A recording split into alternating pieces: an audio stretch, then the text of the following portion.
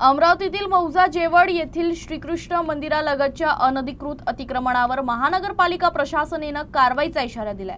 वरिष्ठ पदाधिकारी आणि अधिकाऱ्यांनी संयुक्त पाहणी करत मोजमाप व सीमांकनाचे निर्देश दिले असून अहवालानंतर अतिक्रमण हटवण्याची प्रक्रिया राबवण्यात येणार आहे। मौजा जेवळ येथील सर्वे क्रमांक 27/2 मधील श्रीकृष्ण मंदिरालगतच्या जागेवरील अनधिकृत अतिक्रमण हटवण्यासाठी महानगरपालिका प्रशासनाने हालचालींना वेग दिला आहे। यापूर्वी संबंधित अतिक्रमणधारकांना जागा रिकामी करण्याच्या नोटिसा देण्यात आल्या होत्या, मात्र त्यानंतरही अतिक्रमण कायम राहिल्यानं प्रशासनाने प्रत्यक्ष कारवाईची तयारी सुरू केली आहे।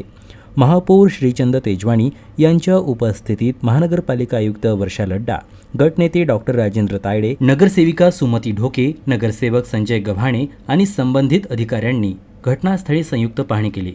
पाहणी दरम्यान अतिक्रमित जागेची स्थिती, बांधकामाचं स्वरूप आणि उपलब्ध अभिलेखांची तपासणी करण्यात आली। तसेच महसूल आणि अभियांत्रिकी विभागाला जागेचे अचूक मोजमाप व समीकरण करण्याचे निर्देश देण्यात आले।